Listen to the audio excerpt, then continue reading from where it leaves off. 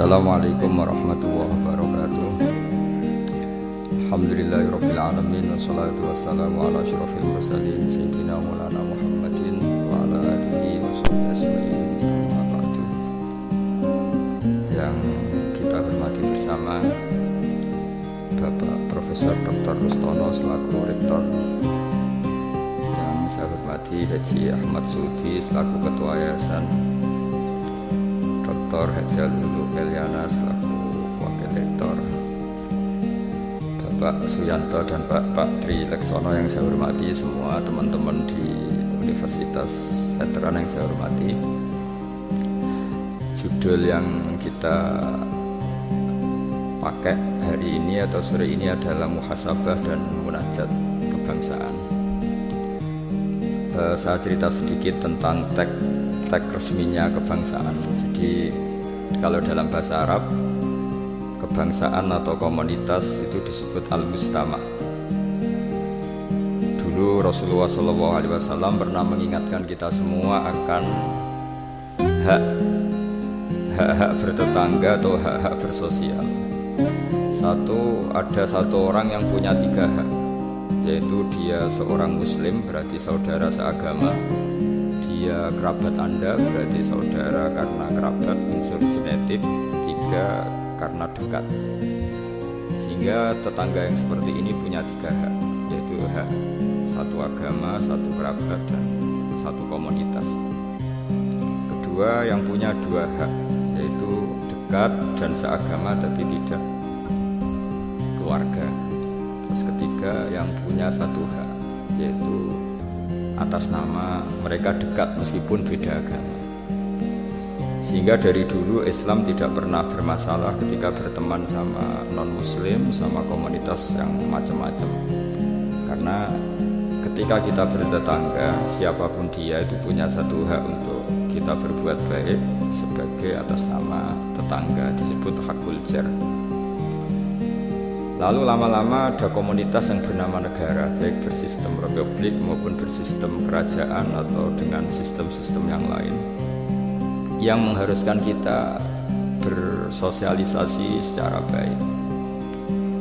Nah, lalu yang jadi ciri khas pesantren, ciri khas khazanah ulama adalah berbuat baik sama orang lain itu gampang. Gampangnya itu dimulai bahwa dengan berbuat baik itu kita dapat pahala. Kedua, dengan cara tawadhu. Tawadhu itu tidak merasa benar sendiri, tidak merasa superior sendiri, tidak merasa paling top sendiri. Ada beberapa paradok yang mungkin menjadi pelajaran kita. Mungkin diantara kita ada yang doktor, ada yang profesor, ada yang kiai alim, ada yang macam-macam pengusaha top. Tapi seringnya orang tuanya itu kadang-kadang tuh nggak tamat SD, nggak tamat SMP. Jadi orang nggak tamat SMP bisa mengkader atau menciptakan orang sampai doktor. Kadang-kadang kita yang dokter menjadikan anak naik kelas saja susah. Pertanyaannya yang pinter itu siapa gitu. Jadi orang awam bisa menjadikan anaknya alim, dokter, kiai. Tapi setelah kita dokter, karena mungkin hidup kita mapan atau jabatan kita mentereng, itu didik anak itu susahnya bukan main. Sehingga di sini orang harus berlatih kearifan. Dulu mungkin ketika kita kecil, karena dengan segala keterbatasan keluarga kita, juga komunitas kita atau zaman kita, itu yang menggerakkan kehidupan itu kearifan. Sehingga orang itu bawaannya sudah bijak, mengalami apa saja bijak.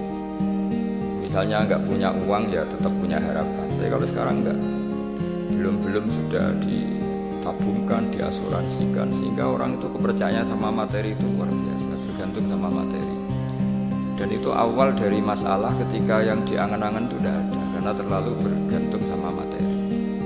Jika kita yang nekuni dunia ulama, nekuni dunia fikih, kita terus belajar bahwa orang-orang top itu dilahirkan dari kearifan, bukan dari hal yang bersifat materi. Kearifan ini penting. Saya beri contoh. Dulu ada orang itu kholi itu dalam bahasa Arab artinya preman.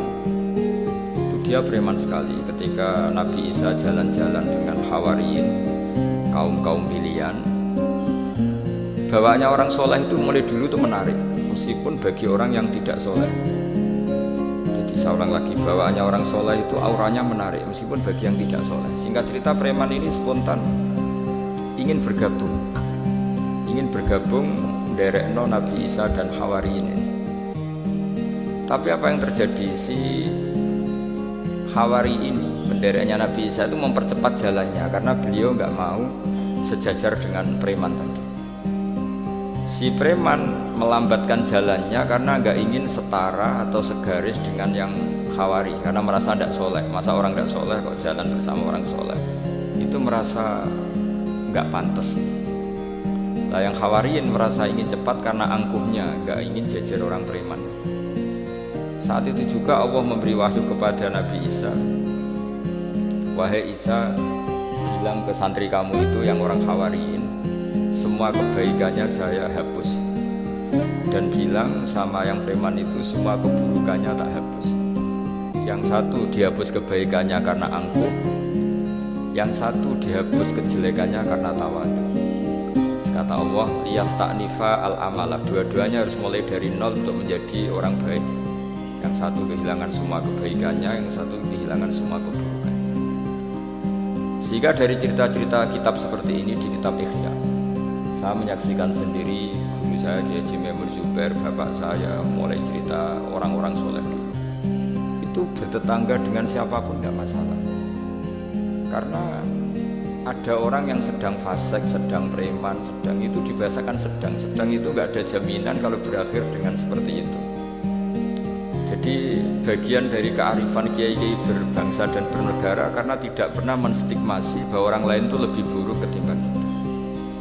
Sehingga ya kita nyaman saja, nyaman berteman siapa saja karena kita tidak pernah punya perasaan lebih baik.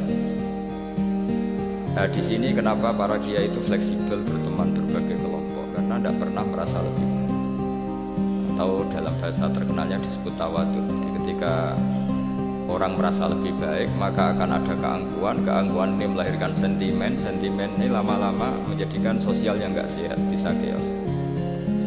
Nah, dari pelajaran itu akhirnya kita cara bernegara, kita cara bersosialisasi itu ya nyaman-nyaman saja. Karena Allah Ta'ala itu membuat status sebenarnya itu di akhir, disebut husnul khotimah atau su'ul khotimah. Jadi banyak dicerita orang-orang dulu, orang yang nyantri dari awal niat nyantri nggak jadi wali. Sunan Kalijogo yang pertama kenal Sunan Bonang karena ingin garong, karena ingin begal. Dalam cerita-cerita yang legendaris itu justru jadi santrinya dan jadi wali. Jadi perkenalan yang awalnya tidak baik berakhir dengan baik. Kadang-kadang perkenalan yang baik berakhir dengan kroni, dengan macam-macam yang tidak baik. Nah, dari sekian peristiwa itu akhirnya para ulama menyimpulkan bahwa hanya biyadihi al-amru, hanya Allah yang bisa mengendalikan semua urusan. Sampai-sampai Nabi misalnya diurang berkenan sama namanya Wahsy, karena Wahsy itu pembunuh Sayyid Hamzah, paman yang paling dicintai Rasulullah. Itu mangkelnya Nabi sebagai manusia itu yang mangkel betul, tapi sama Allah justru Wahsy ini dikasih hidayah, kemudian menjadi Islam dan Islamnya baik sekali. Dan dulu ada sahabat namanya Sa'labah, itu pecinta masjid, sering ibadah, tapi karena mungkin saking overnya atau gimana, dia trauma jadi orang soleh, malah jadi orang gak benar. Cerita-cerita seperti ini tuh memang gak bisa digeneralisir, untuk curiga sama orang-orang soleh. Tapi saya pastikan cerita seperti ini tuh melahirkan kearifan bahwa manusia itu akan selalu dalam tanda petik ketakutan, dalam kekhawatiran bahwa mereka tidak bisa mengakhiri hidupnya dengan baik.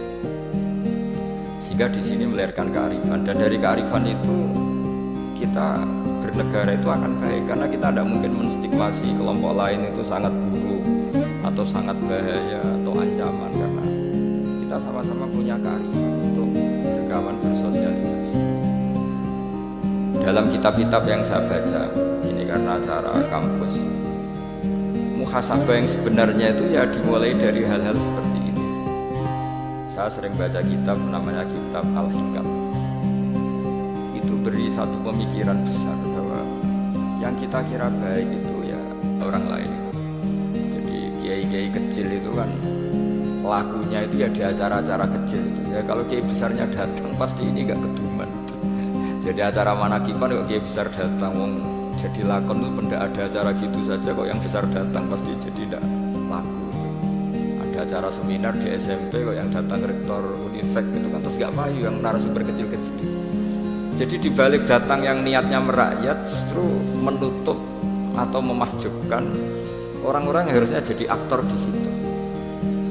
Itu kan ibarat kita bikin toko besar di daerah-daerah tertinggal, niatnya baik supaya daerah itu maju, kebutuhannya terpenuhi. Tapi ini yang retail-retail kecil menjadi terancam. Nah di sini terus ada kearifan dalam kitab hikam yang dijelaskan itu. Manusia itu siapa? Manusia itu orang yang saat baik saja itu ada jeleknya, apalagi saat jelek. Dulu bapak saya sering bilang kalau ada imam masjid istiqomah jadi imam terus sampai tua jadi imam, kan seringnya dipuji istiqomah. Tapi kata bapak saya itu ya gara-gara dia istiqomah itu tidak ada kader sampai orang lain frustasi jadi imam. Jadi di balik istiqomahnya ini sebetulnya memahjubkan sekian kader imam. Karena terus orang lain jadi imam nggak berani dan akhirnya nggak ada kaderisasi. Tapi misalnya dia pelin-pelan juga tidak baik. Masa imam kok pelin-pelan kadang hadir kadang enggak. Orang yang terlalu mencintai istri juga gitu. Kalau terlalu harmonis pasti ibunya terancam, saudara-saudara keluarganya terancam sehingga hubungan sosialnya dengan keluarganya kurang baik. Begitu juga dengan teman-temannya. Tapi kalau agama menyarankan dengan istri yang mesra juga keliru. Masa menyarankan begitu? Kalau terlalu mesra pasti hak-haknya yang lain terganggu.